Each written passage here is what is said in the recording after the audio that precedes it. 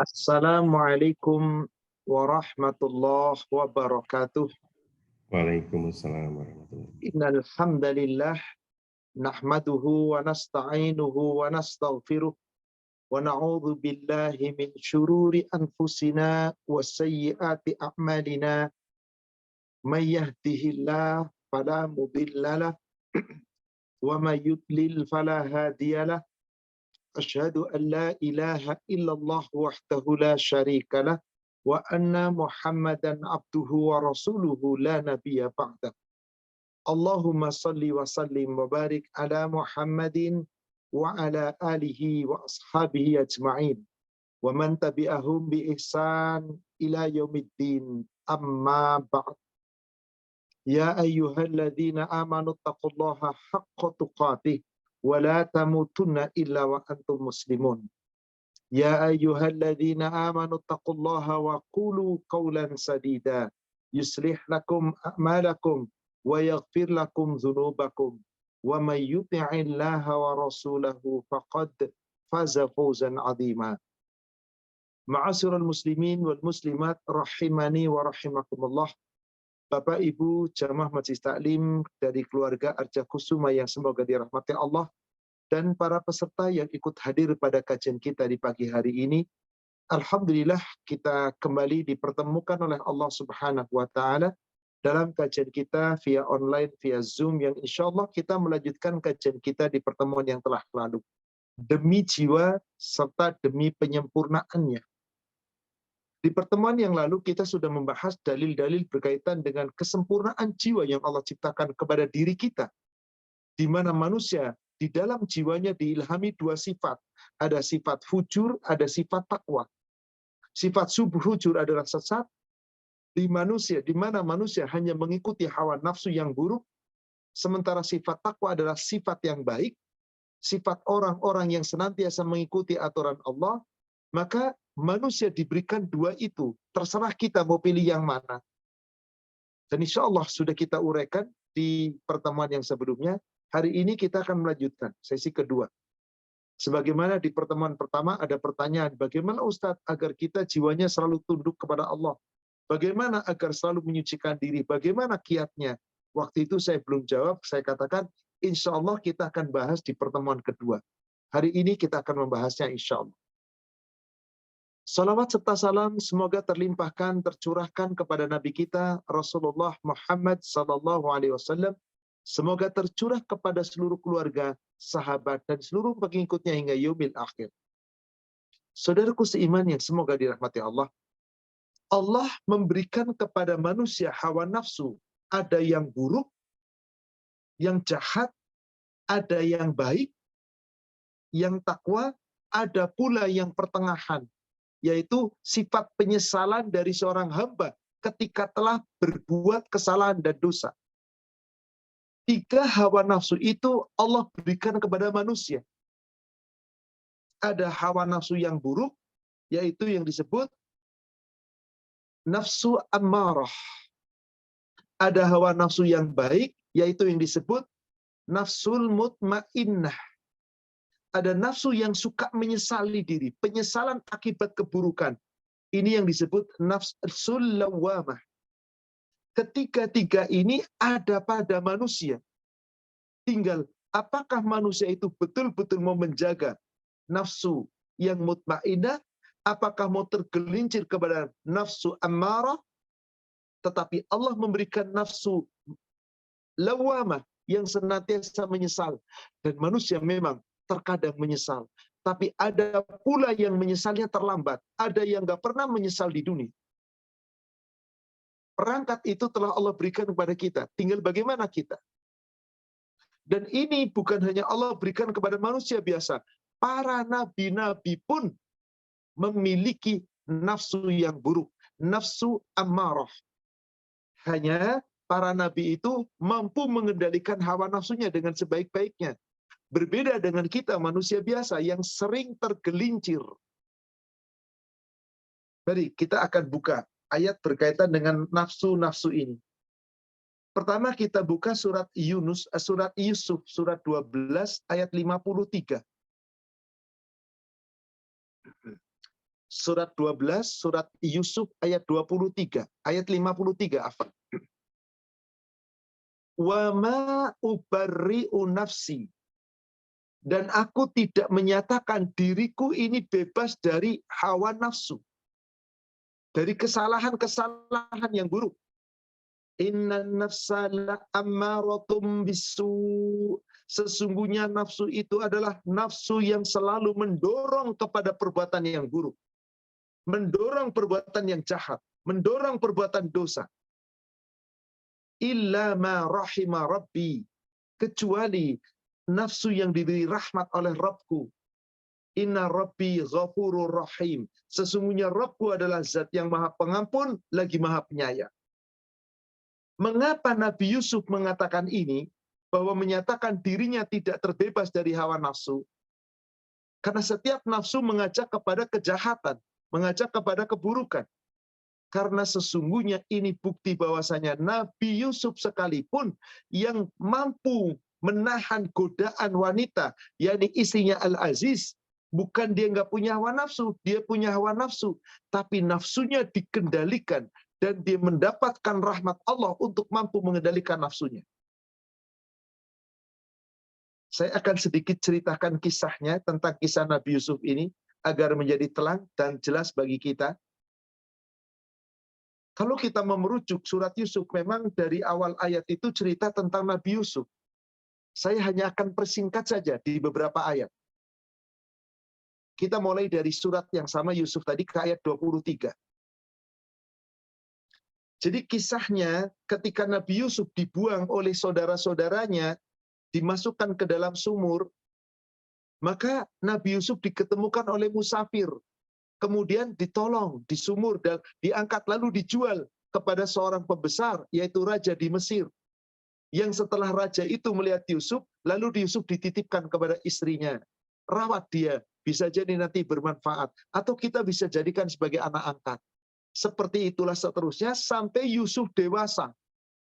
Begitu Yusuf dewasa, nyata Yusuf cakepnya, gantengnya, maka istrinya Al-Aziz, istrinya raja tadi, tertarik dengan Yusuf dan menginginkan berhubungan dengan Yusuf, lalu menggoda Nabi Yusuf. Ayat yang ke-23-nya. Wa rawadathu allati huwa fi baitiha an nafsihi. Dan perempuan yang dia, yaitu Yusuf, tinggal di rumahnya, menggoda dirinya. Jadi Nabi Yusuf yang digoda oleh perempuan ini. Dan kemudian apa? Wa ghalaqatil abwab, menutup pintu-pintu rumah. Wa qalat haytalak. Maka kemudian perempuan isinya Al-Aziz itu berkata kepada Yusuf, marilah wahai Yusuf, mendekatlah kepadaku, mengajak berhubungan intim. Qala ma'adallah. Maka Nabi Yusuf berkata, aku berlindung kepada Allah. Aku berlindung kepada Allah. Innahu rabbi asana maswai. Karena sesungguhnya Allah, Rabbku, telah memperlakukan aku dengan baik. Sungguh, Tuanku, yaitu yang dimaksud Rabb di sini adalah suaminya daripada perempuan tadi, telah memperlakukan kau dengan sangat baik. Innahu la yuflihul dhalimun. Sesungguhnya orang yang zalim tidak akan beruntung. Apa yang terjadi ketika itu? Hawa nafsu istri Al-Aziz tadi sudah memuncak dan betul-betul berkehendak untuk digauli oleh Yusuf. Maka ketika itu di ayat 24-nya dilanjutkan, walaqad hammat bihi, dan sungguh perempuan itu telah berkehendak kepada Yusuf untuk berhubungan intim dengan Yusuf. Wa hamma biha, dan Nabi Yusuf pun berkehendak juga kepadanya, karena Nabi Yusuf juga punya hawa nafsu. Laula arra'a burhana rabbihi.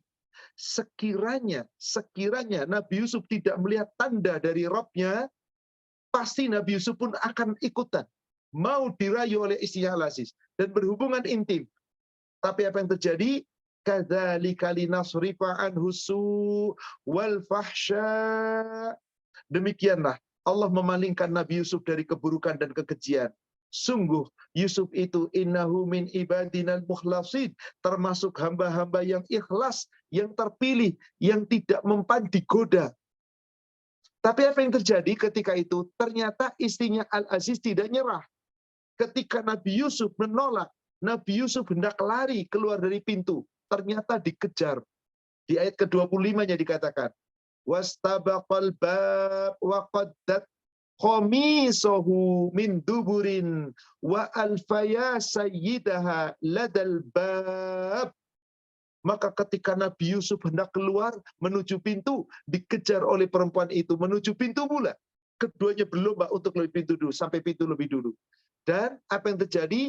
Perempuan itu menarik gamisnya, bajunya Nabi Yusuf dari belakang, sampai koyak. Begitu dibuka pintu, ternyata mereka berdua mendapati tuan itu sudah di depan pintu. Suaminya perempuan tadi sudah di depan pintu. Maka si perempuan tadi yang menggoda Yusuf beralibi. Qalat ma jaza'u man arada bi ahlika su'an. Perempuan itu justru berkata kepada suaminya, apakah balasan terhadap orang yang bermaksud buruk terhadap istrimu? Jadi memutarbalikkan fakta. Nabi Yusuf yang digoda suruh berzina dengannya, Nabi Yusuf menolak, ditarik baju gamisnya. Ternyata apa yang terjadi? Begitu ketahuan sampai depan pintu, isinya yang mengatakan, coba wahai suamiku, apa balasannya yang akan kau lakukan terhadap seorang laki-laki yang akan bahkan menggoda istrimu? Bahkan bermaksud berbuat buruk, hendak memperkosa istrimu. Apa? Illa ayyusjanna au adzabun alim.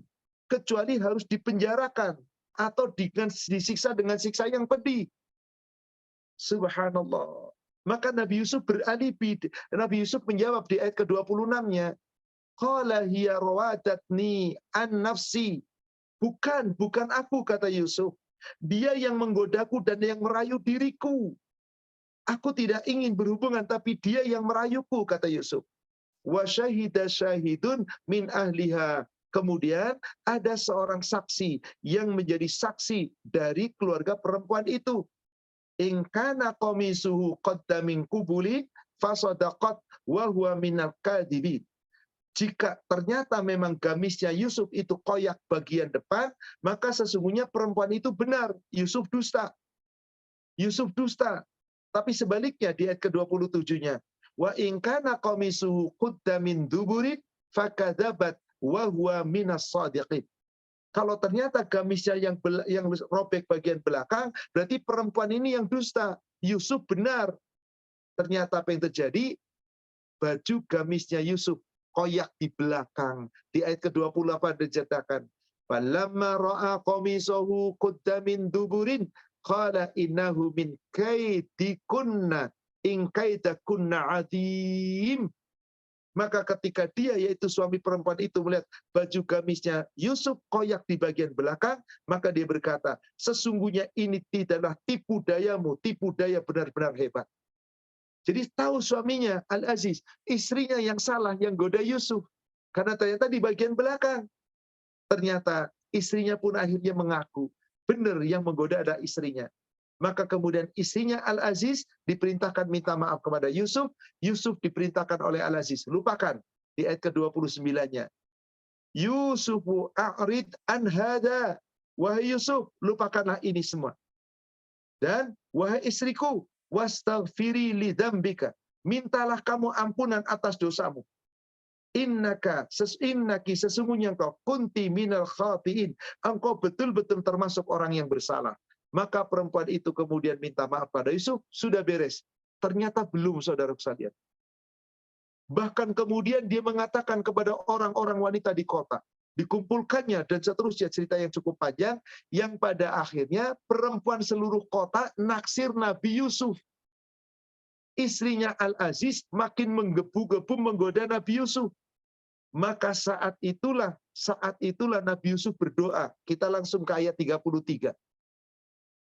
Qala, Nabi Yusuf berdoa, Rabbis sijnu ahabbu ilai.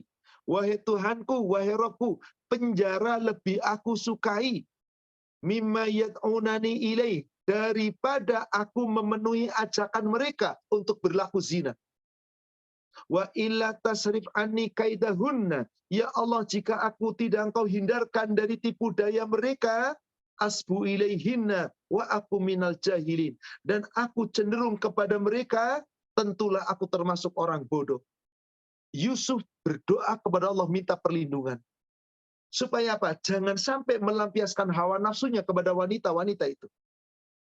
Tidak sampai kemudian hawa nafsunya dilampiaskan kepada wanita-wanita yang bukan haknya. Tapi nggak mungkin akan bisa terus-menerus. Maka Nabi Yusuf berdoa kepada Allah minta dipenjara. Rabbi sijni, wahai Rabbku, penjara, ahabu ilai, lebih aku cintai, illa mimma yad'unani ilaihi, daripada aku memenuhi ajakan mereka. Mending aku dipenjara daripada aku berhubungan intim dengan mereka. Wa illa tasrif anni kaidahunna, jika engkau tidak memalingkan aku dari tipu daya mereka, ya Allah, asbu ilaihinna, dan aku akan mengikuti mereka, wa aku minal jahilin, maka aku termasuk orang bodoh. Subhanallah, seorang nabi digoda, dia punya hawa nafsu, diakui. Makanya mendingan di penjara, biar kalau sudah di penjara nggak mungkin lagi digoda. Perempuan nggak bakal masuk ke penjara. Isinya Al-Aziz dan wanita kota nggak makun. Akhirnya apa? Terhindar dari hawa nafsu. Seperti inilah harusnya kita.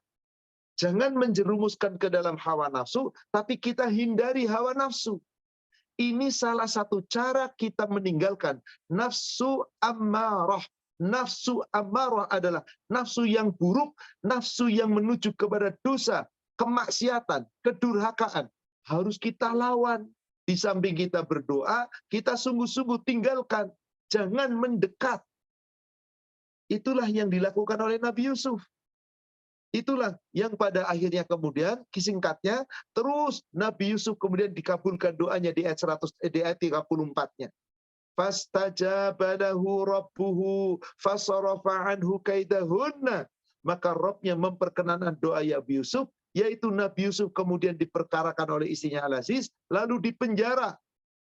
Dan dengan dipenjara, Allah kemudian menghindarkan Yusuf dari tipu daya wanita-wanita tadi. Innahu huwas sami'ul alim. Sesungguhnya dia Allah Maha mendengar lagi Maha mengetahui. Singkatnya, Nabi Yusuf dipenjara selama hampir 7 tahun lebih. Dan ternyata diperpanjang lagi karena orang yang dipenjara bersama Yusuf, yang dipesankan oleh Yusuf, lupa. Akhirnya Nabi Yusuf dipenjara hampir lebih dari 10 tahun. Tidak salah apa-apa loh. Yang pada akhirnya kemudian setelah dibebaskan dari penjara, ketahuan siapa yang salah. Yang salah bukan Yusuf, tetapi ternyata istrinya. Yang itulah kemudian tadi yang kita sama-sama baca di surat 10 Yusuf 12 ayat yang ke-53. Bahwa ketika Nabi Yusuf dibebaskan dari tuduhan, dikeluarkan dari penjara, beliau mengatakan, "Wa ma ubarri'u nafsi." Aku tidak menyatakan diriku bebas dari kesalahan, dari hawa nafsu. Kenapa? Inna nafsala ammaratum bisu. Sesungguhnya nafsu itu adalah yang selalu mendorong kita untuk berbuat kemaksiatan, berbuat kejahatan, berbuat durhaka, berbuat keburukan-keburukan. Illa kecuali ma rahimar rabbi. Hawa nafsu yang diberkahi, yang dirahmati oleh Allah. Jadi dengan ini jelas bahwasanya saudara sekalian, hawa nafsu itu ada yang pertama yang buruk, yaitu nafsu ammarah. Hawa nafsu yang senantiasa ingin berbuat maksiat, ingin berbuat jahat, ingin melanggar aturan Allah. Itulah orang yang menjadikan dirinya sebagai Tuhan. Hawa nafsunya lebih dominan dari perintah Allah. Maka dia lebih mengikuti hawa nafsu daripada mengikuti aturan Allah. Maka orang yang seperti ini pasti celaka.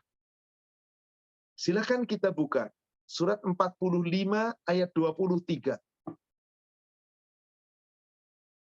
Surat 45 ayat 23. Allah Subhanahu wa taala berfirman, "Afara'aita manittakhadha ilahahu hawa?" Maka pernahkah kamu melihat orang-orang yang menjadikan hawa nafsunya sebagai Tuhannya? Wa adallahu Allahu ala ilmin. Allah akan membiarkan orang itu sesat sepengetahuan ilmunya Allah.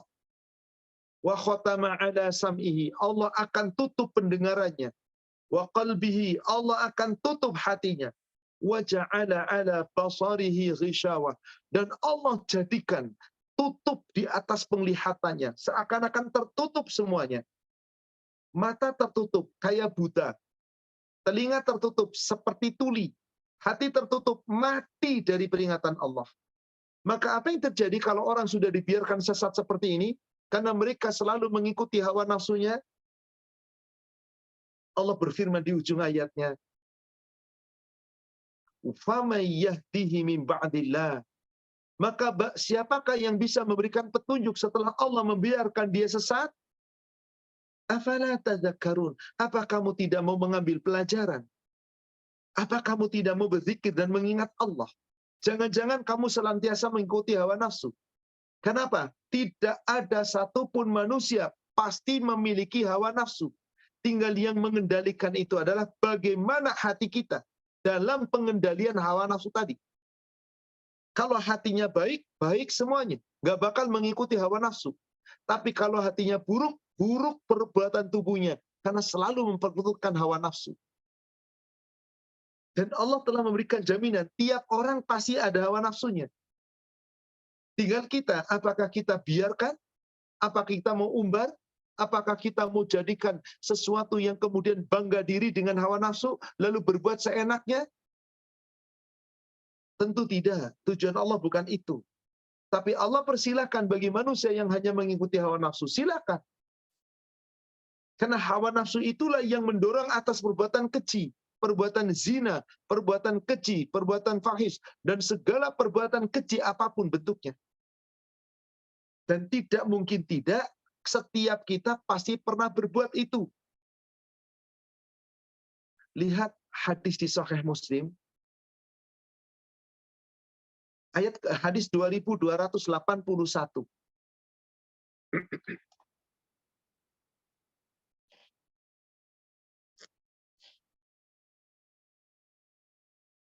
Bismillahirrahmanirrahim. Dari Abu Hurairah radhiyallahu anhu katanya, Nabi SAW bersabda, sesungguhnya Allah Ta'ala telah menetapkan nasib anak Adam mengenai zina, tidak mustahil dia pernah melakukannya. Zina mata ialah memandang, zina lidah ialah berkata, zina hati ialah keinginan dan syahwat, sedangkan fa'raj atau kemaluan hanya menuruti atau tidak menuruti. Tiap manusia pasti punya keinginan untuk berzina. Dan pernah berbuat dosa zina. Pasti. Sampai Rasul mengatakan apa? Tidak mungkin. Innallaha katabatna Adam. Hadzahu minas zina adraka dzalika la mahala. Sesungguhnya manusia Allah telah menetapkan bahwasanya setiap nasib anak Adam telah berbuat zina, dan ini pasti. Tidak mustahil. Kecuali dia pasti pernah melakukannya. Fazinatul ainan nazar. Dua buah mata zinanya memandang. Memandang sesuatu yang bukan haknya. Kemudian apa lagi? Wazina sulisan nutqa. Kemudian lisan zinanya berkata. Lisan zinanya berbicara. Sementara kemudian yang menentukan apakah kamu berzina atau tidak, wan nafsu tamanna wa tashtahi wal faraj yusaddiqu dzalika au yukadzibu. Hati itulah yang kemudian berkeinginan untuk melancarkan syahwatnya. Sementara hati pula kemudian menolak karena takut kepada Allah. Maka kemaluan inilah yang akhirnya nanti diperintahkan oleh hati. Ikuti kemaluannya, maka dia akan berbuat zina. Ikuti kata hatinya, maka dia akan rem dengan perbuatan yang lebih baik.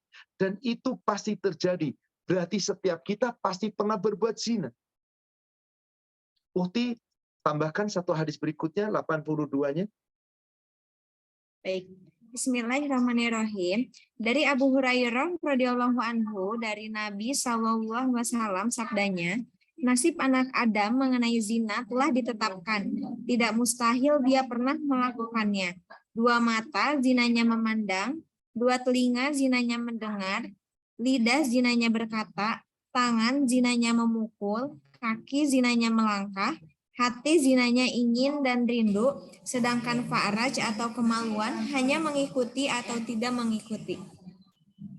Bayangkan, sudah berapa banyak dosa kita.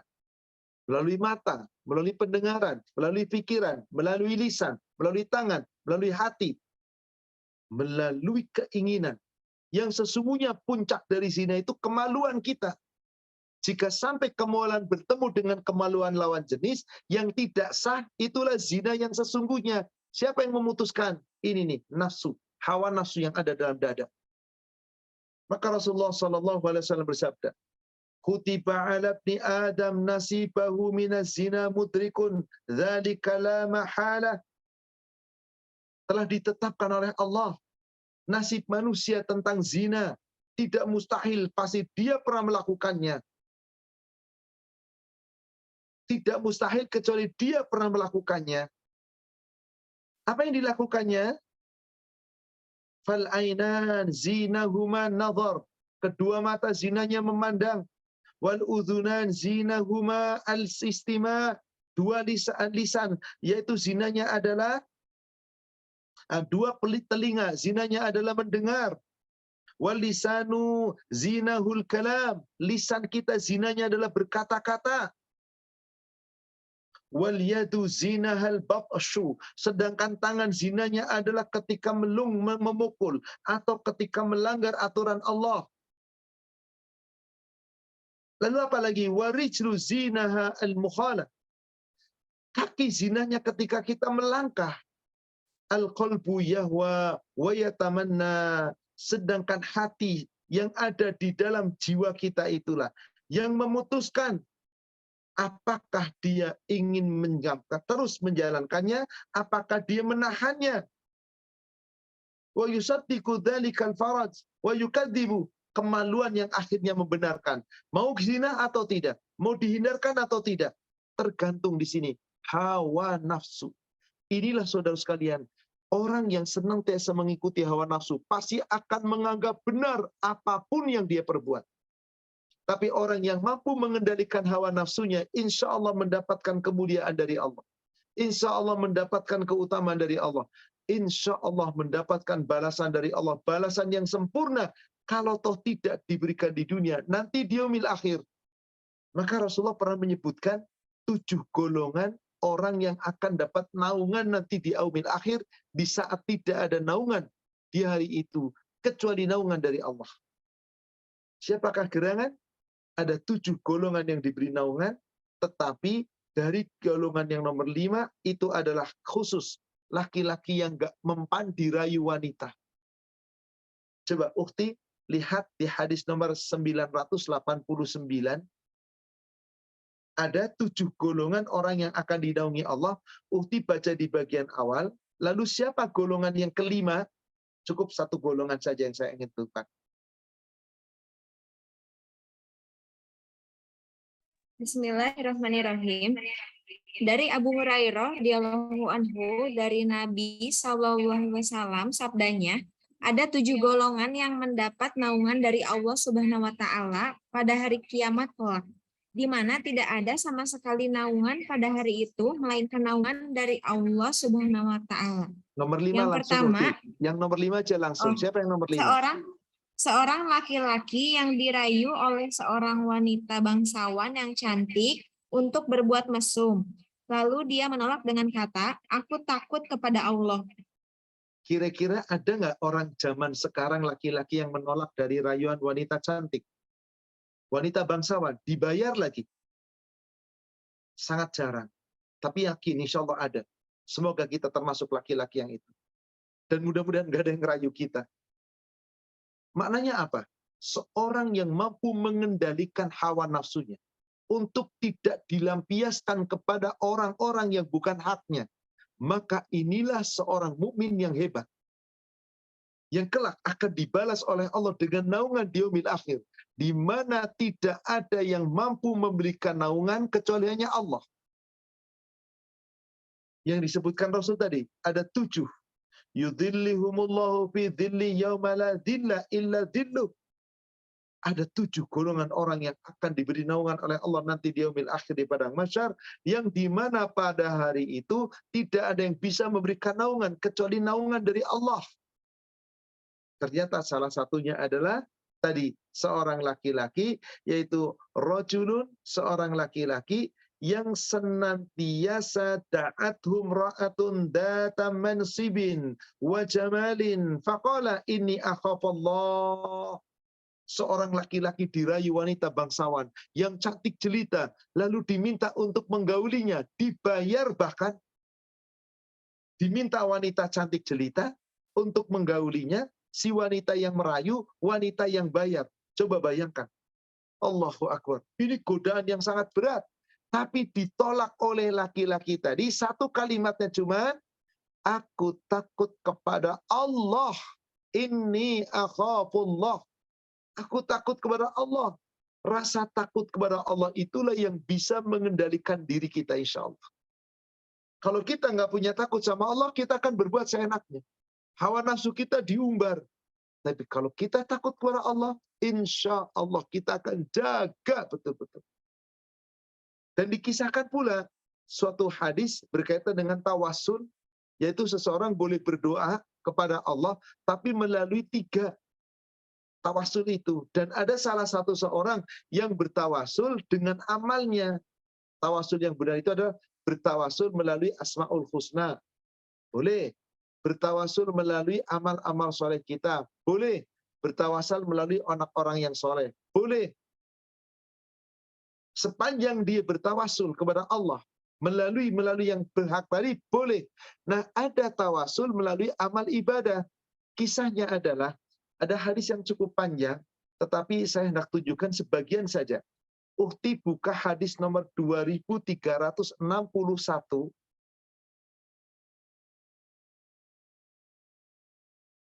Dari halaman sebelah kiri, Ukhti menuju ke sebelah kanannya. Kemudian Ukhti baca paling bawah. Ya Ustaz. Paling bawah, nomor baris paling bawah. Kemudian mendoa orang yang kedua. Dari situ coba lihat.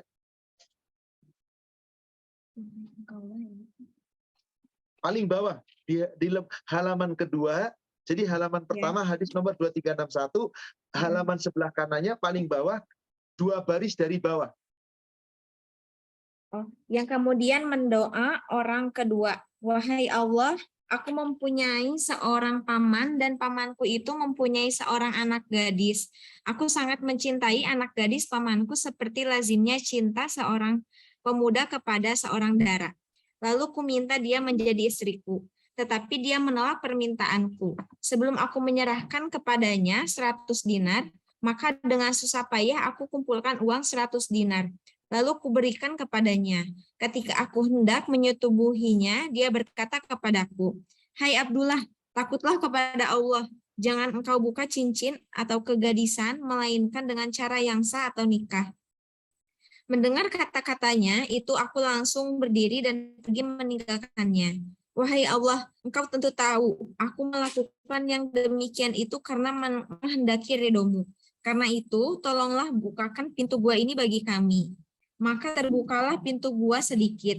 Kemudian orang ketiga mendoa pula. Sini, aku pernah mengupas seseorang. Cukup. Saya hendak tunjukkan yang nomor 2. Seorang laki-laki yang mampu mengendalikan hawa nafsunya. Bayangkan di sini ceritanya. Dia punya paman, yang paman itu punya perempuan cantik. Dinikah tapi ogah tidak mau. Kecuali apa? Harus mengumpulkan uang sebanyak 100 dinar. Sebanyak 100 dinar. 1 dinar 4,25 gram emas. Berarti kalau 100 dinar hampir setengah kilogram emas. Maka dengan susah payah laki-laki itu mengumpulkan. Akhirnya dapat. Diserahkanlah uang 100 dinar tadi kepada pamannya. Pamannya membolehkan untuk menggaulinya. Dibolehkan menggaulinya, bayangkan. Tapi apa yang terjadi ketika mereka tinggal berdua, tinggal menggaulinya saja, saat si laki-laki sudah membuka pakaian dan tinggal menggauli si perempuan tadi, perempuan itu cuma mengatakan, "Ya Abdullah, takutlah kepada Allah. Hai hamba Allah, takutlah kepada Allah." Jangan kamu rusak cincin ini, maksudnya kegadisanku. Kamu belum menikah denganku, belum resmi, baru memberikan mahar, belum ada proses ijab kabul. Jangan kamu rusak keperawananku ini. Takutlah kepada Allah. Satu kalimat, takutlah kepada Allah. Si laki-laki itu mendengar kata-kata takutlah kepada Allah, langsung pakai pakaian kembali, lari sekencangnya. Ini kira-kira apa yang bisa mengendalikan itu semua? Ini hawa nafsu yang terkendali. Karena takut kepada Allah. Berarti bagaimana agar kita senantiasa memiliki hawa nafsu yang baik? Takutlah kepada Allah. Berdoalah kita kepada Allah. Dan kendalikan diri kita dari yang buruk-buruk. Berlatih sekuat tenaga. Tanpa latihan gak mungkin. Makanya saudara sekalian, setelah ada yang namanya tadi nafsu ammarah, nafsu yang senantiasa mengajak kepada kedurhakaan, nafsu yang senantiasa mengajak kepada kekejian, nafsu yang di situ adalah nafsu yang paling buruk, supaya manusia memperbaiki diri, Allah memberikan perangkat nafsu yang kedua. Apa itu nafsu yang kedua? Nafsu lawamah. Nafsu lawamah. Coba kita lihat tentang nafsu lawamah. Surat Al-Qiyamah, surat 75. Ayatnya dari ayat 1. La uqasimu biyaumil qiyamah. Aku bersumpah dengan terjadinya hari kiamat. Wala uqasimu bin nafsil lawamah. Dan aku bersumpah dengan jiwa yang selalu menyesali dirinya. Nafsul lawamah. Jiwa yang menyesali dirinya. Bahwasanya manusia memiliki jiwa, memiliki hawa nafsu. Yang nafsu itu bukan nafsu untuk amarah, bukan pula nafsu yang baik, mutmainnah, tapi penyesalan-penyesalan atas kesalahan yang telah lalu, yang telah dia lakukan, agar dia mau kembali ke jalan yang benar. Maka apabila seorang hamba memiliki hawa nafsu yang buruk, kemudian dibarengi setelah itu dengan nafsu lawamah, yang senantiasa menyesali diri, dan dibuktikan dengan taubat, kembali kepada Allah, dan perbaiki diri, maka nafsu lawamah ini akan berubah menjadi nafsu yang terbaik. Nafsu lawamah adalah nafsu yang dimana manusia menyesali diri. Tapi jangan sampai Anda terlambat menyesali diri. Karena kalau menyesalnya itu sudah di yaumil akhir, sudah mati, nggak ada gunanya. Tidak ada gunanya. Kita bisa lihat nanti penyesalan orang-orang yang tidak ada gunanya. Kenapa? Karena dia menyesal ketika sudah ada di padang mahsyar. Dia menyesal ketika sudah hendak dihisab. Dia menyesal bahkan ketika sudah dimasukkan ke dalam neraka. Maka supaya kita tidak menyesal selamanya, hayo nafsu lawamah yang kita miliki sekarang ini, kita manfaatkan sebaik-baiknya untuk apa? Untuk kita bisa mengendalikan diri. Sehingga dari nafsu yang tadinya amarah, dengan menyesali diri, tapi segera bertobat kepada Allah, menjadi nafsu yang lebih indah lagi. Nafsul mutmainnah. Tapi memang sulit bagi orang-orang yang masih terlalu cinta dengan dunia. Paling menyesali cuma di lisan, tapi tidak dipraktekkan. Tapi saudara sekalian, demi Allah, akan ada orang yang menyesal ketika nanti sudah dibangkitkan di yaumil akhir. Di padang mahsyar, ketika didatangkanlah neraka, dan mereka tahu akan dihisab dengan hisab buruk. Maka saat itu mereka betul-betul sadar penyesalannya nggak ada gunanya. Karena nyesal sudah di akhirat. Dan ini terjadi. Allah gambarkan dalam sebuah ayat Al-Quran. Silahkan lihat surat 89. Surat Al-Fajr.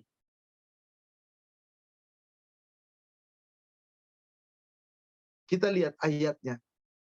Dari ayat 21 sampai dengan ayat 24.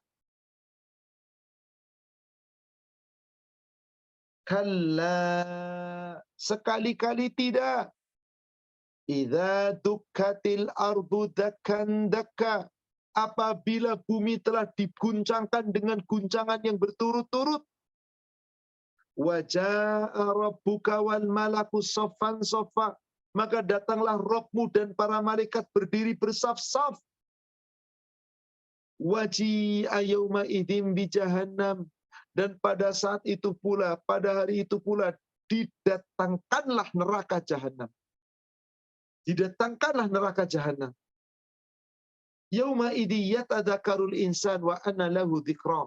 Tapi lihat ujung daripada ayat yang ke-24-nya. Apa? Ayat yang ke-23-nya. Maka pada hari itu manusia sadar akan kesalahan dan dosanya. Sadar sesadar-sadarnya.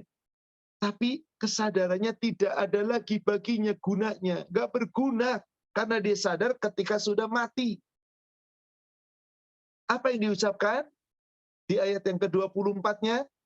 Yaqulu ya laitani qaddamtu li hayati. Aduhai, aduhai. Seandainya dahulu aku mengerjakan kebajikan untuk hidup yang sekarang ini, untuk bekalku yang sekarang ini. Tapi ternyata ketika hidup, dia bermaksiat dan tidak menyesali diri. Maka dia menyesal. Maka dikatakan bahwasanya dia akan menyesal. Nggak ada gunanya. Ya laitani qaddamtu li hayati. Hai, aduhai, seandainya aku bisa beramal ibadah dahulu di dunia untuk bekal hidupku ini. Jadi apa yang terjadi? Menyesal. Tapi kapan menyesal? Sudah di padang mahsyar. Sudah di padang mahsyar. Dia menyesal. Gak bisa lagi kembali kepada dunia, kepada Allah, kembali ke dunia, beramal soleh, gak berguna. Dan ayat-ayat penyesalan seperti ini banyak Bapak Ibu. Gak mungkin saya sebutkan satu persatu, saya tunjukkan dua saja. Yang kedua, penyesalan manusia ketika sudah di neraka. Coba kita lihat surat 23 dari ayat 103, 104, 105 sampai dengan ayat 108. Allah Subhanahu wa taala berfirman, wa amma man khaffat mawazinuhu faulaika alladzina khasiru anfusahum fi jahannama khalidun. Maka adapun orang-orang yang timbangan amal keburukannya setelah ditimbang lebih berat, maka amal kebaikannya lebih buruk, amal keburukannya lebih berat. Maka orang yang seperti adalah orang yang merugikan dirinya sendiri. Mereka akan masuk ke dalam neraka jahanam, kekal selamanya. Kekal selamanya. Lalu apa yang terjadi? Di ayat berikutnya, talfahu wujuhahumun nar wa hum fiha kalihun. Wajah mereka dibenamkan ke dalam neraka. Wajah mereka kemudian dimasukkan ke dalam neraka. Dan dalam keadaan cacat mereka ketika itu. Maka Allah bertanya di ayat ke-106-nya, ayat 105-nya, alam takun ayati tutsla alaikum fakuntum biha tukadzibun. Bukankah dahulu ayat-ayatku telah sampai kepada kamu, dibacakan kepada kamu, lalu kamu mendustakan? Apa jawaban orang yang mendustakan itu di dunia ketika dikumpulkan di akhirat? Ayat 106-nya. Qalu rabbana ghalabat alaina syikwatuna wa kunna qauman dhalin. Wahai Rabb kami, hawa nafsu kami telah menguasai kami. Hawa nafsu kami di dunia, ya Allah telah merasuki kami. Dan memang kami itu termasuk orang-orang yang dolim. Baru mengakui kedolimannya, tapi sudah di yaumil akhir, sudah dihadapkan kepada Allah. Sudah mendekatkan dirinya, sudah didekatkan dirinya dan diperlihatkan neraka. Sudah masuk ke dalam neraka. Baru mengakui aku ini dolim. Lalu apa yang diminta? Keinginannya si orang yang dolim tadi, lihat ke ayat 107-nya. Rabbana akhrijna minha fa in udna fa inna zalimun. Wahai Rabb kami, keluarkanlah kami dari dalam neraka ini ya Allah. Karuniakan kami. Dan minta apa? kembalikan kami ke dunia ya Allah.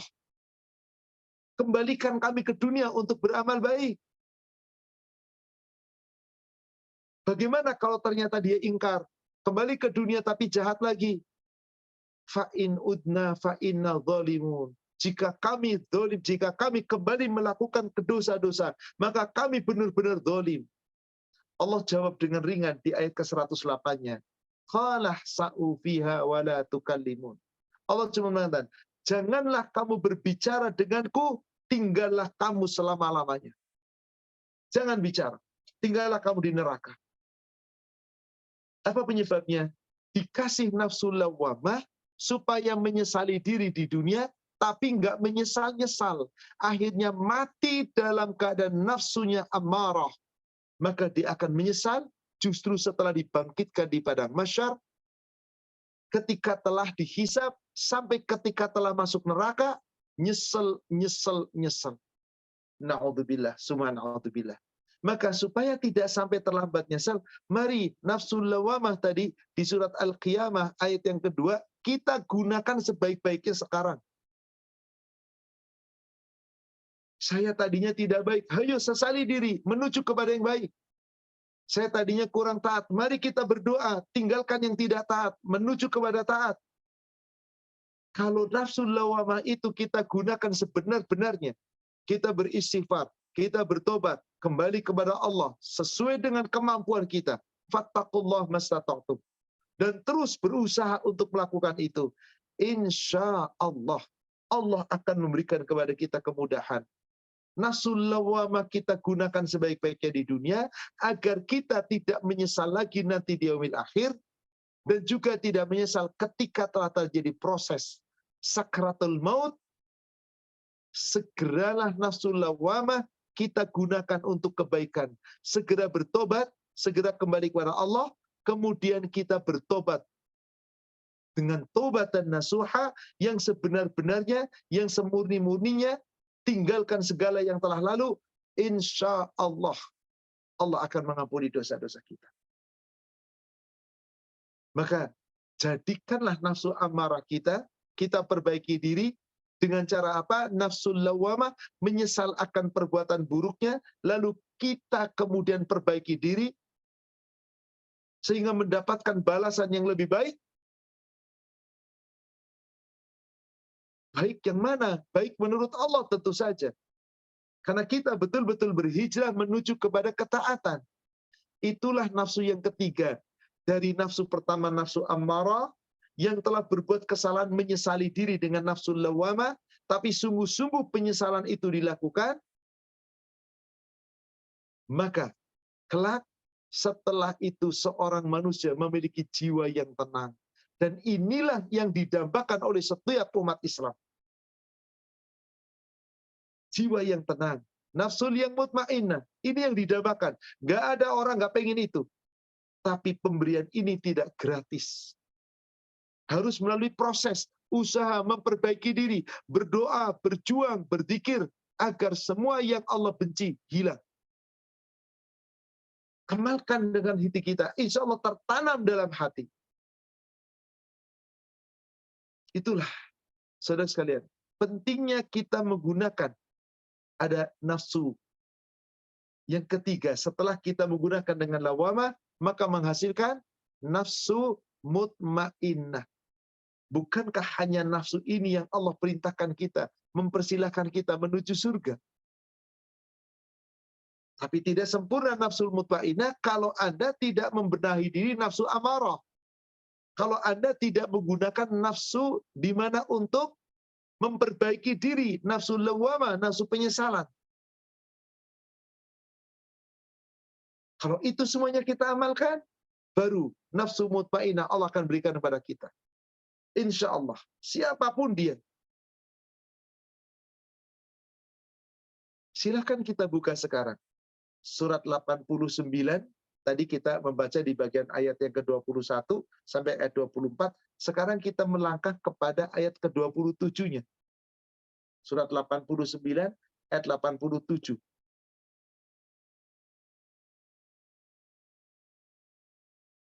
Ayat ke-27 sampai ayat 30.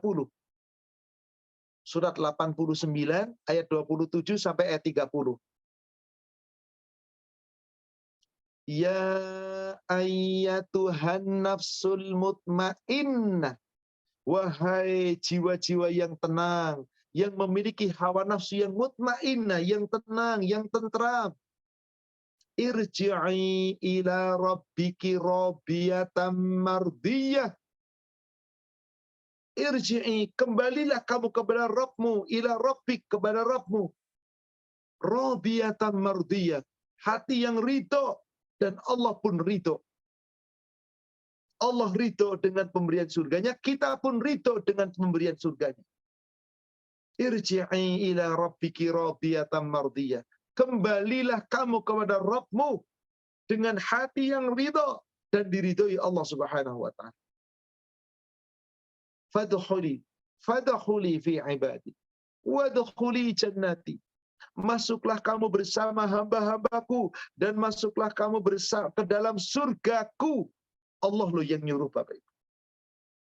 Inilah orang yang memiliki nafsul mutmainnah.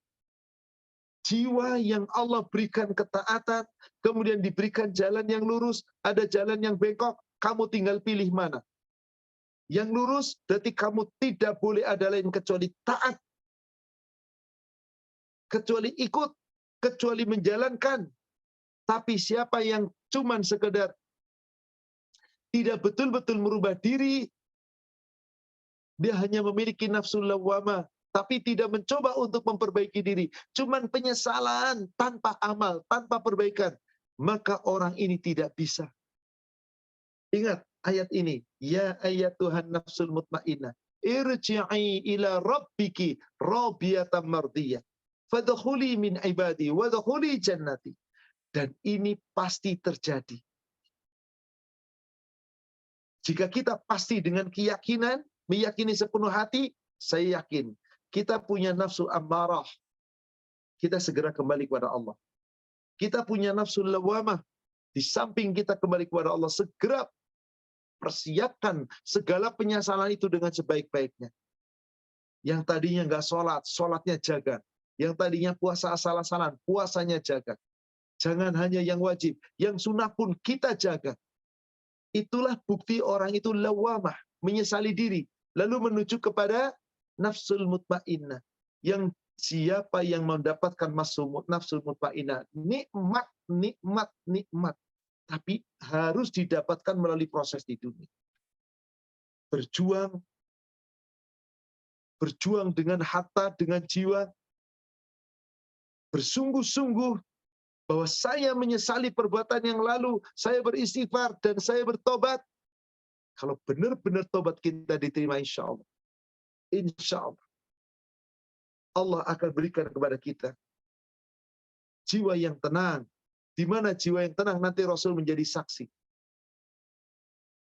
Bagaimana tentang jiwa Anda yang tenang? Betulkah Anda tenang? Betul. Tenang karena apa? Pertanyaan lagi timbul. Tenang karena urusan duniawi, tetapi tidak pandai ibadah, nggak ada gunanya. Tenang karena urusan akhirat, tapi dunia hanya dapat sedikit, is the best, nggak ada masalah. Karena orang-orang yang mengharapkan perjumpaan dengan Allah, itu tidak berpikir tentang harta semata-mata, kekayaan dunia semata-mata, tapi bagaimana ketenangan hati. Apabila dia telah terlanjur berkesalahan dan dosa, maka dia segera bertobat dan mohon ampun kepada Allah. Dan kemudian segera memperbaiki diri. Itulah jiwa yang tenang. Prosesnya adalah tobat dengan tobat yang benar. Yaitu, coba kita buka surat 3 Ali Imran ayat 135. Surat Ali Imran ayat 135.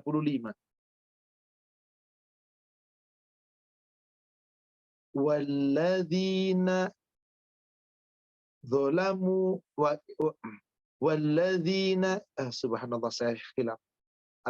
An-Nisa ayat 135. Apa? Walladzina idza fa'alu fahishatan aw zalamu anfusahum dzakarullah. Yaitu orang-orang yang apabila dia telah berbuat keji atau dia telah berbuat dolim untuk dirinya sendiri, segera mengingat Allah. berbuat dolim, dan menyakiti diri, itu nafsunya amarah. Zakarullah, segera ingat Allah, menyadari akan kesalahannya, itulah nafsu yang lawamah, penyesalan diri. Fastaghfaru lidzunubihim, segera mohon ampun kepada Allah atas dosa-dosa mereka. Wa may yaghfiru dzunuba illallah, siapa lagi yang mampu mengampuni dosa selain Allah? Walam yusirru ala ma fa'alu wa hum ya'lamun, dan mereka tidak boleh mengulangi lagi apa yang telah dia perbuat. Jadi menyesali dengan sebenar-benarnya, tidak akan mengulangi lagi dan memperbaiki diri. Insya Allah nanti menjadi nafsu mutmainnah. Untuk siapa? Untuk diri kita masing-masing. Nggak ada yang untung. Nggak ada yang rugi pula. Hanya diri kita masing-masing. Saudara sekalian, tentu ini semua hanyalah teori yang disampaikan. Tapi pada prakteknya berat. Tapi mari kita amalkan. Mari kita amalkan. Karena seperti itulah Allah telah berfirman kepada kita. Bahkan untuk penciptaan kita, ingat teman, sampai 9 sumpah diucapkan. Termasuk wa nafsi wa ma sawaha, 2 sumpah di situ. Berarti tidak main-main. Ini serius luar biasa. Insya Allah, jika kita mampu menyesali perbuatan-perbuatan yang lalu, perbuatan dosa, perbuatan kotor, lalu kita betul-betul menyesal dengan sepenuhnya, semoga penyesalan kita adalah bentuk nafsul lawamah yang diridhoi oleh Allah, tapi kita buktikan bahwasanya saya telah betul-betul nafsul lawamah yang saya gunakan untuk menuju nafsul mutmainnah, saya betul-betul akan taat, saya betul-betul akan hormat, saya betul-betul akan menjalankan sebaik-baiknya, dan semuanya itu agar saya bisa kembali kepada kebenaran. Saya tinggalkan keburukan yang lalu, dan saya kemudian melakukan kebaikan-kebaikan tanpa pernah harus melihat keburukan yang pernah terjadi di masa lalu. Insya Allah dipanggil oleh Allah, ya ayyatuhan nafsul mutmainnah, hai jiwa-jiwa yang tenang, irji'i ila rabbiki radiyatan mardiyah, kembalilah kamu kepada Rabbmu dalam keadaan kamu ridho dan Allah pun meridhoi. Ridho dengan ridho bercampur Allah berikan kepada kita. Subhanallah. Ketika Allah sudah ridho, fadkhuli fi ibadi, masuklah kalian semua ke dengan surga ke dalam hamba-hambaku. Wadkhuli ibadi, wadkhuli jannati, masuklah kamu ke dalam surgaku. Ini sebuah tawaran Allah. Ini adalah sebuah janji Allah. Siapa saja yang mengikuti aturan Allah, sekecil apapun, insya Allah akan berbuah bagi kita. Akan menghasilkan untuk kita. Jika kita bersungguh-sungguh menggunakan nafsu lawamah. Untuk apa? Menyesali diri akan yang lalu kita perbaiki diri dengan nafsu mutmainnah. Semua kita perbaiki. Perkataan kita, pandangan kita, lisan kita, ucapan kita, langkah kita, semua kita jaga. Insya Allah kita bisa meraih nafsu yang ketiga, nafsu mutmainnah. Demikian, saudaraku sekalian, kajian kita di pagi hari ini berkaitan dengan hawa nafsu. Manusia memiliki 3 hawa nafsu. Nafsu ammarah, nafsu yang mengajak kepada kedurhakaan, nafsu yang mengajak kepada kesesatan, nafsu yang senantiasa mengajak manusia untuk berbuat keburukan, perzinahan dan seterusnya. Nafsu lawamah, nafsu yang diberikan Allah kepada manusia, yang dengan itu manusia menyesali dirinya atas kesalahannya, menyadari kesalahan dan dosanya, dan betul-betul kemudian dia berusaha untuk tidak menggunakan lagi, dan betul-betul kemudian dia menjalankan apa yang harus dijalankannya, lebih baik lagi setelahnya.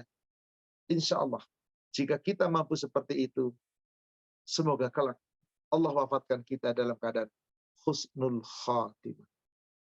Demikian, saya kembalikan kepada Pak Irfan selaku admin. Silakan kita bisa lanjutkan dengan sesi tanya jawab.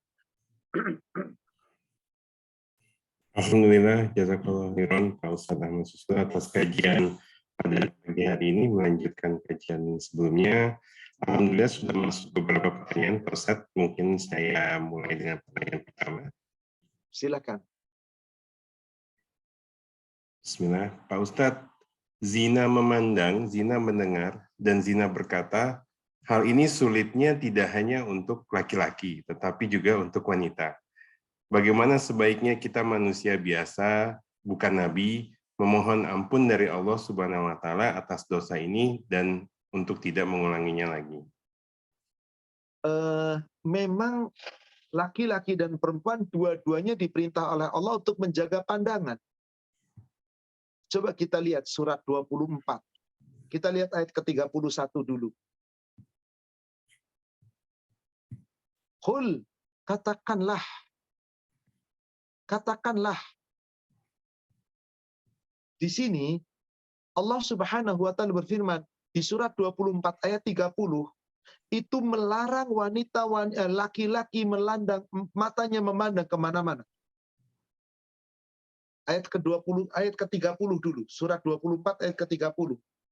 Qul lil mu'minin yaghuddu min absarihim wa yahfadzu furujahum. Katakanlah kepada laki-laki yang beriman agar mereka menjaga pandangan dan memelihara kehormatan. Maka zalika azkalahum, yang seperti itu ada lebih suci bagi mereka. Innallaha khabirum bima yasnaun. Sesungguhnya Allah mengetahui apapun yang mereka perbuat. Kemudian perempuan, sama saja Allah perintahkan di ayat 31. Bahkan lebih berat lagi peringatannya. Wa qul lil mu'minat yaghdudna min absarihinna. Katakanlah kepada perempuan-perempuan yang mukmin, hendaklah mereka menundukkan pandangan mereka.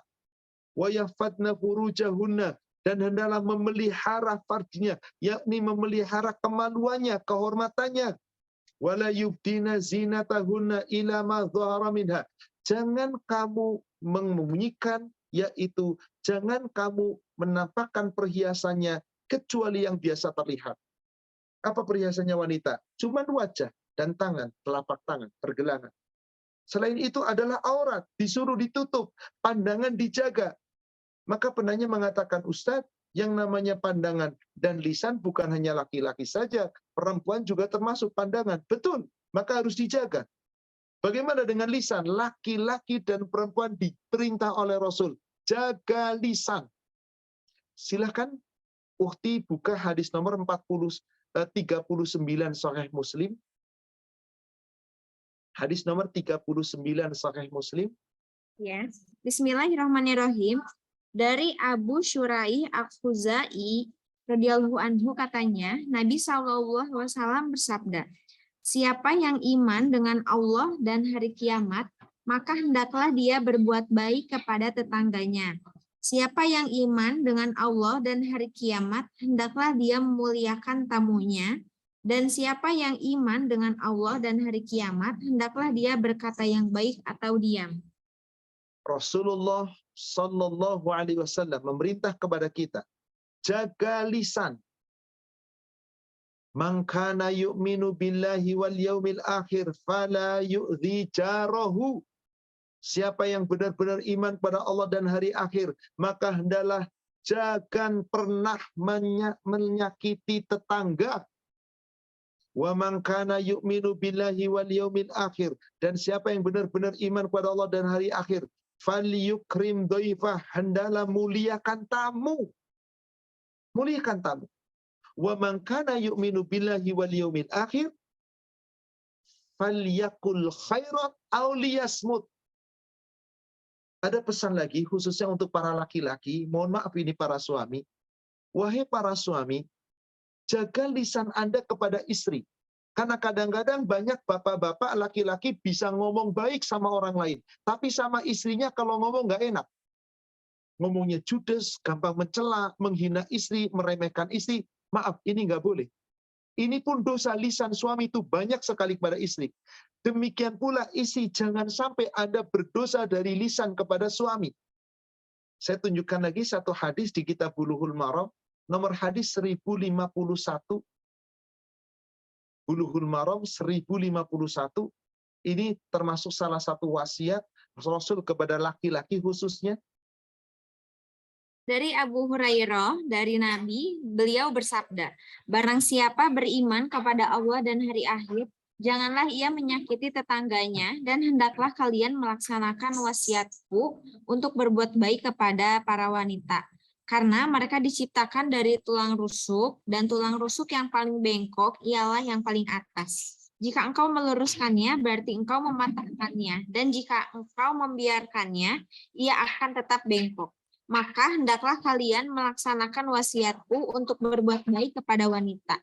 Subhanallah. Wasiat Rasul, wahai para suami, ini wasiat yang sangat mulia.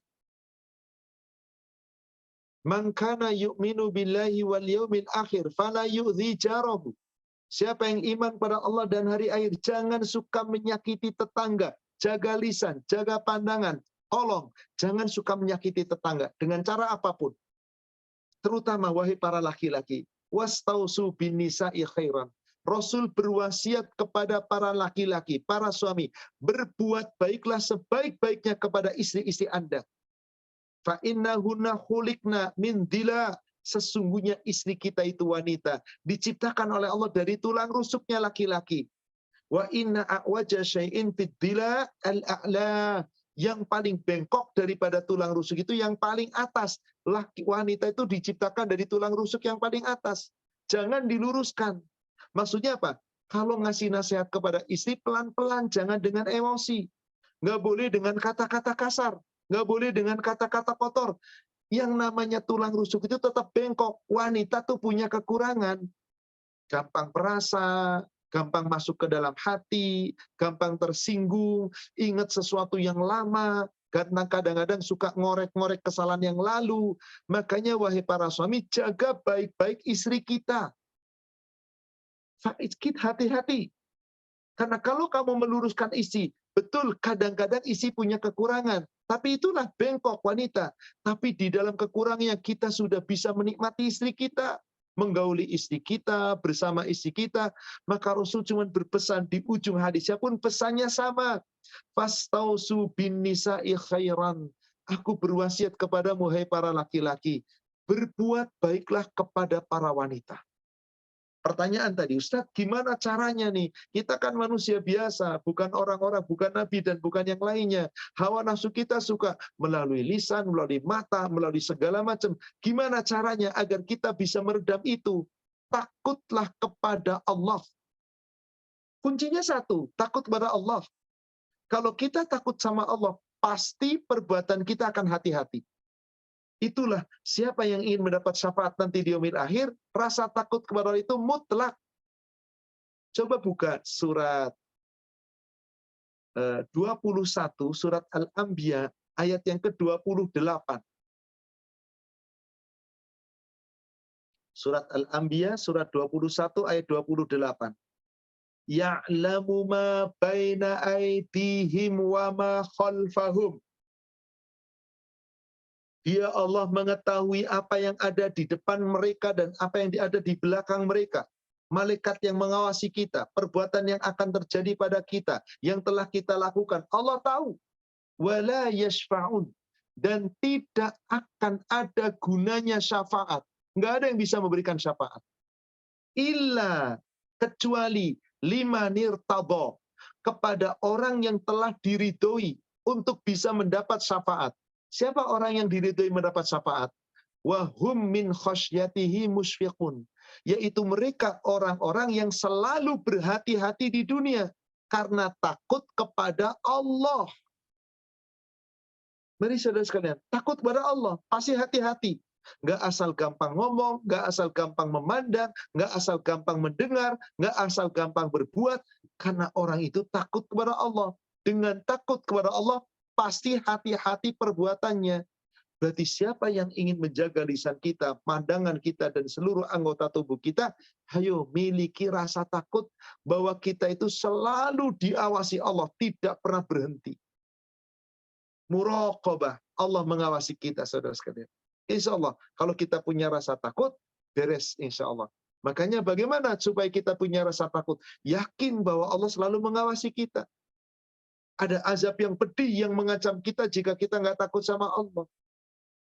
Semoga kita termasuk hamba-hamba yang mampu memiliki rasa takut kepada Allah dengan takut yang sempurna. Insya Allah. Wallahu a'lam. Demikian. Baik, jazakallahu khairan Pak Ustadz atas jawabannya.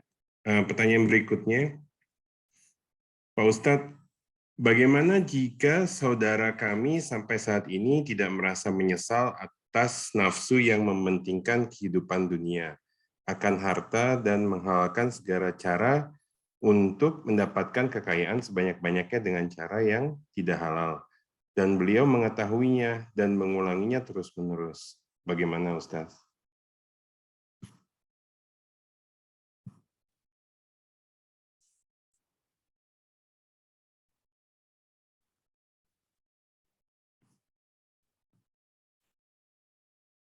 Sepertinya agak terputus-putus soalnya Pak Irfan yang belakang. Oh, maaf. Apa Ustaz? Sekarang Ya. Ustaz? Sekarang sudah cukup jelas. Tadi Saya ulang Allah selalu memberikan dunia, tidak peduli halal haram untuk meraih harta. Terus tadi sampai kata-kata beliau, saya sudah sampai situ saya putus. Ya, saya ulang Ustaz. Ustaz, bagaimana jika saudara kami sampai saat ini tidak merasa menyesal atas nafsu yang mementingkan kehidupan dunia akan harta dan menghalalkan segala cara untuk mendapatkan kekayaan sebanyak-banyaknya dengan cara yang tidak halal, dan beliau mengetahuinya dan mengulanginya terus-menerus. Bagaimana Ustaz? Memang kalau orang sudah ditutup hatinya, kan tadi disebutkan di surat 45 ayat 23. Orang yang tidak takut sama Allah, bahkan menjadikan hawa nafsu menjadi Tuhannya, ya dia akan memperturutkan dunia, dunia, dunia. Sehingga nggak peduli lagi halal, haram. Persis seperti yang Rasul sampaikan, kelak akan datang di akhir zaman. Umatku mencari harta, nggak peduli halalkah, haramkah, yang penting saya dapat. Apa yang terjadi? Karena sudah mengikuti hawa nafsu. Bagaimana Ustaz, saudara saya begitu? Ya itulah keinginannya. Kewajiban kita tawasobil haq wa tawasobil sabr wa tawasobil marhamah. Mengingatkan dengan cara yang benar, mengingatkan dengan kesabaran, mengingatkan dengan kasih sayang. Sudah Ustaz disampaikan, dia milih begitu, itu pilihannya. Maka kan kata Allah apa tadi di surat 45 ayat 23? Afara'aita manittakhadha ilahahu hawa. Pernahkah kamu melihat orang yang hanya mengikuti hawa nafsunya? Wa adallahu Allahu ala ilmin. Maka Allah biarkan orang itu sesat sepengetahuan Allah, dibiarkan sesat. Wa khatama ala samihi. Allah akan tutup tuh pendengarannya. Wa qalbihi, tutup hatinya. Wa ja'ala ala basarihi ghishawa. Allah adakan tutup di atas pandangannya, seakan-akan tertutup kayak orang tuli, buta, mati hatinya. Sudah, apapun dikerjakan. Gak bakal dapat hidayah. Tugas kita menyampaikan. Memang orang-orang yang menginginkan dunia oleh Allah diberikan. Kenapa? Dia menginginkan dan dengan cara apapun. Tapi ancamannya saudara sekalian, jika dia nggak ingat akhirat, nggak ingat halal haram, sekedar dunia semata, dunia yang diberikan itu kelak saatnya mati nggak dibawa kemana-mana, dan dia nggak dapat apa-apa di akhirat. Coba saudara penanya sampaikan ayat ini, surat 11, ayat 15 dan ayat 16. Surat 11, surat Hud, ayat 15 dan ayat 16.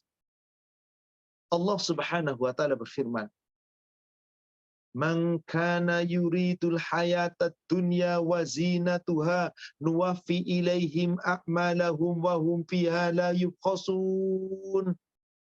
Barang siapa yang lebih menginginkan kehidupan dunia ini bersama dengan keindahan dan kecintaannya, bersama dengan perhiasannya, maka kami segerakan baginya dunia ini balasan yang sempurna atas apa yang diusahakan. Wahum biha la yubkhasun, dan mereka tidak akan dirugikan sedikit pun. Subhanallah. Dibalas semua perbuatannya di dunia, seakan-akan dikasihnya dunia, karena dia nggak peduli halal haram, nggak peduli riba atau tidak. Apa akhirnya kemudian nanti di ayat 16, bukankah ini yang paling mengerikan? Ulaika alladzina laisa lahum fil akhirati illan nar. Mereka itulah orang-orang yang nanti di akhirat tidak mendapatkan apa-apa. kecuali neraka. Ini yang paling mengerikan, saudara sekalian. Illa nar, kecuali neraka. Lalu bagaimana dunia yang pernah diraihnya itu? Wahabito ma sona'u biha wa batilu ma kanu ya'malun. Lenyap, hilang seluruh yang pernah diusahakan di dunia. Tidak ada gunanya lagi. Telah lenyap darinya. Sia-sia semuanya. Semuanya semua. Wa batilu ma kanu ya'malun. Dan lenyap semua yang telah diamalkan. Nggak dapat apa-apa di akhirat kecuali neraka. Berarti apakah orang ini mungkin masuk ke dalam surga? Nggak bisa, saudara sekalian. Inilah pantas Rasulullah SAW mengingatkan kepada kita, dan Rasulullah SAW telah mengingatkan bahwasanya kelak akan datang memang suatu masa di mana manusia tidak peduli mencari nafkah itu, apakah ini dari yang halal, apakah ini dari yang haram, karena manusia yang dituju adalah dunia. Maka dia berpikir, yang penting saya dapat dunia. Dunia dan dunia. Na'udzubillah, summa na'udzubillah. Semoga kita termasuk orang-orang yang menjaga diri dari itu. Wallahu a'lam. Demikian. Baik, Pak Ustaz. Saya lanjutkan pertanyaan berikutnya, pertanyaan 3, Pak Ustaz. Pak Ustaz, tentunya sebagai manusia tidak ada yang sempurna. Dan Allah menciptakan manusia dengan nafsu. Sebenarnya nafsu juga bisa disalurkan menjadi positif. Apakah ada kisah dengan tuntunan Rasulullah bagaimana menyalurkan nafsu menjadi positif seperti nafsu untuk bekerja keras, tanpa harus melalui nafsu yang negatif atau penyesalan? Atau bagaimana kiatnya untuk menyalurkan nafsu kita menjadi nafsu yang arahnya positif? 3 nafsu itu tidak mungkin terpisah pada manusia. Pasti ada nafsu amarah. Nabi aja punya nafsu amarah. Ada pula yang nafsu lawamah. Nah, inilah nafsu lawamah yang Allah ilhamkan kepada kita biar kita menyesali diri. Karena nggak ada manusia bersih dari dosa. Nggak ada sama sekali. Bagaimana cara menyesali diri? Memperbaiki diri dan bertobat. Dengan tobatan nasuha tadi. Sehingga menjadi nafsu mutmainnah. Yang lurus nafsu mutmainnahnya terus cuman para nabi dan rasul. Yang sesat terus nafsu amarah setan laknatullah. Manusia kita biasa ada nafsu amarah, disakali bareng nafsu lawamah, kemudian bisa menjadi nafsu mutmainnah, dan 3 nafsu ini nggak pernah berpisah dari kita, saudara sekalian. Karena nggak ada manusia lepas dari dosa, nggak ada. Rasulullah yang mengatakan itu, coba dibuka di Bulughul Maram nomor hadis 1523. Bulughul Maram 1523. Bismillahirrahmanirrahim. Dari Anas dia berkata, Rasulullah bersabda, setiap anak Adam itu banyak melakukan kesalahan, dan sebaik-baik orang yang mempunyai kesalahan ialah orang-orang yang banyak bertaubat. Setiap manusia pasti menggunakan nafsu amarah. Nggak ada yang enggak. Pasti. Karena tadi dari pandangan, dari pendengaran, dari lisan, dari pikiran, dari hati, keinginan, langkah kaki, perbuatan tangan, itu kan semuanya. Sehingga ketika berbuat buruk berarti dia berbuat dosa. Berarti nafsu amarah. Kullu bani Adam, semua manusia. Jadi kalau dia makan semua manusia, semua termasuk Nabi, ya bedanya tadi, Nabi itu nafsunya selalu dirahmati Allah. Karena beliau selalu berusaha mengendalikan diri. Sama kan Nabi Yusuf juga tadi digoda kan? Digoda istrinya, digoda wanita satu kota, cantik-cantik. Cuman bedanya Nabi Yusuf berdoa mending masuk penjara. Ada doa kita berani begitu. Ya Allah, cantik-cantik banget wanita di kota, saya masuk penjara aja deh, biar gak digoda wanita. Ya nggak bisa. Mau masuk penjara lewat apa kita? Karena apa? Nah, disinilah berarti tanda bahwasanya kullu bani Adam khata'. Setiap manusia itu banyak salah, berarti pasti melakukan nafsu amarah. Yang terbaik adalah Allah kan kasih perangkat nafsu lawamah tadi, penyesalan. Wa khairul khata'ina tawabun. Sebaik-baik orang yang menggunakan nafsu amarah, ketika diberi oleh Allah nafsu lawamah, mari gunakan untuk bertobat. Setelah tobat, perbaiki diri. Bagaimana caranya? Sibukkan dengan amal. Bekerja boleh, maka bekerja pun wajib. mencari ilmu agama, beribadah, sibukkan dengan sesuatu yang bermanfaat. Jangan mengambil sesuatu yang nggak manfaat. Insya Allah, memang seperti itu yang harus kita lakukan. Ambil yang bermanfaat, jangan yang tidak bermanfaat. Maka ciri orang yang imannya bagus, itu kalau ada sesuatu yang nggak manfaat, ditinggalin. Karena bisa jadi meninggalkan hawa nafsu. Coba, ukti mundur ke hadis yang 2 hadis sebelumnya. Nomor 21-nya, 1521. Bismillahirrahmanirrahim. Dari Abu Hurairah dia berkata, Rasulullah bersabda, termasuk baiknya keislaman seseorang ialah ia meninggalkan apa yang tidak berguna baginya. Coba lihat, nonton TV itu nggak ada masalah, nggak dosa, mubah, dosa enggak, dapat pahala enggak. Kalau tontonannya baik, itu adalah kajian misalkan, mendengarkan kajian di YouTube, atau mencari-cari kaidah di YouTube, nonton dan seterusnya Instagram, ada peringatan, jadi baik. Tapi ketika nontonnya sudah urusan yang lain, sesuatu yang mubah bisa mendekatkan diri kepada maksiat, kan lebih dekat.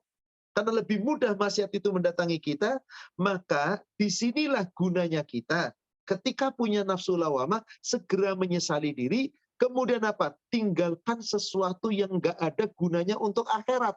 Sebisa kita. Kalau toh ternyata kita tetap nonton, nggak masalah. Tapi awas, hati-hati.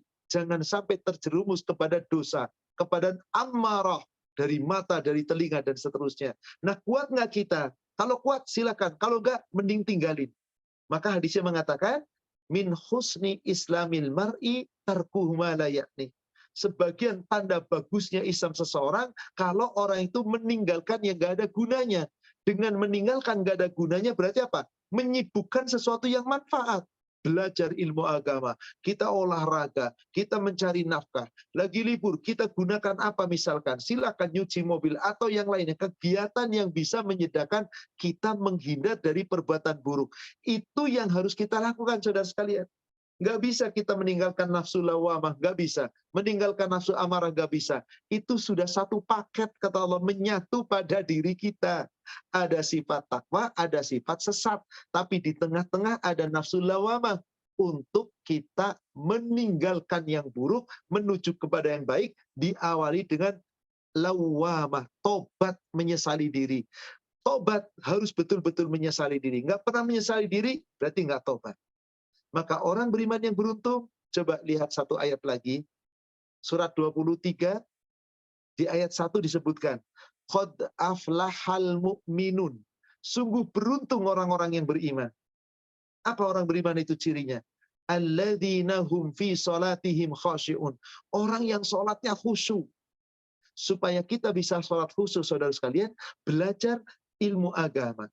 Belajar bacaan dalam sholat. Pahami, insya Allah khusyuk. Ciri yang kedua, lihat ayat ketiga. Walladzina hum 'anil lagwi mu'ridun, yaitu orang-orang yang meninggalkan perbuatan dan perkataan yang enggak berguna, yang ada gunanya untuk akhirat, tinggalin. Maka insya Allah nafsu kita akan dirubah dari yang amarah menuju lawamah, dari lawamah menuju mutmainah. Setiap hari kita kelola, semoga nafsu kita lebih condong kepada yang mutmainah. Demikian, wallahu a'lam. Alhamdulillah, baik Pak Ustadz. Saya lanjutkan ke pertanyaan berikutnya. Silakan. Pak Ustadz, bagi wanita dengan berhijab, insya Allah dapat mengurangi nafsu yang berkeliaran dari lawan jenis. Tetapi sangat disayangkan kita juga melihat wanita yang berhijab tidak sebagaimana mestinya. Pakai hijab, tetapi pakaiannya sangat ketat sampai memperlihatkan liuk tubuhnya. Bagaimana ya Ustadz untuk mengingatkan secara baik yang seperti itu, dan bagaimana sesungguhnya berhijab yang baik dan benar untuk wanita? Seperti itulah kebanyakan wanita, tidak mau ikut aturan. Mohon maaf, hijab zaman sekarang itu tren. Yang penting nutup aurat, padahal ngebentuk ketat. Berarti dia berhijab nggak sesuai aturan. Dia tidak mengikuti hawa nafsu yang mutmainah, amarah. Sesuka-suka dia. Bagaimana cara kita mengingatkan? Sulit ketika yang diingatkan nggak pernah mau belajar. Tapi bagaimana kalau orang dekat kita? Sampaikan dalil-dalil yang hak. Di surat 33 ayat 59 itu jelas sekali. Ya ayyuhan nabi, hai nabi, kulli azwajika wa banatika wa nisa'il mu'minin. Katakanlah hai nabi kepada istri-istrimu, kepada anak-anak perempuanmu dan kepada wanita-wanita mukmin. Yudnina alaihinna bin jalabibihinna. Hendaklah mereka mengulurkan jilbab ke seluruh tubuhnya. Dzalika adna ayyu'rafunna. Yang demikianlah itu adalah yang lebih baik kamu bisa dikenal, ayyu'rafna fala yu'dain, dan tidak diganggu. Maka Allahu ghafurur rahimah. Allah itu Maha Pengampun dan Maha Penyayang. Harusnya wanita tuh pakai ayat ini ditutup rapat, jangan ngebentuk. Lalu bagaimana seorang wanita pakai jilbab tapi maaf, pakai celananya legging. Lalu jilbabnya ketat. Maaf, buah dadanya sampai nonjol kebentuk. Pantatnya juga kebentuk. Lalu lehernya kebentuk, palanya kebentuk. Ini bukan jilbab yang syar'i. Apalagi nerawang, tembus pandang. Jilbab sebagian lagi auranya terlihat. Yang seperti ini kata Rasulullah, wanita-wanita yang gak akan bisa masuk surga, bahkan gak bisa mencium bau surga, sedang bau surga tercium dari jarak 70 tahun perjalanan. Sampaikan hadis ini. Hadis samping ayat ini juga sampaikan hadis 2004 di Sahih Muslim.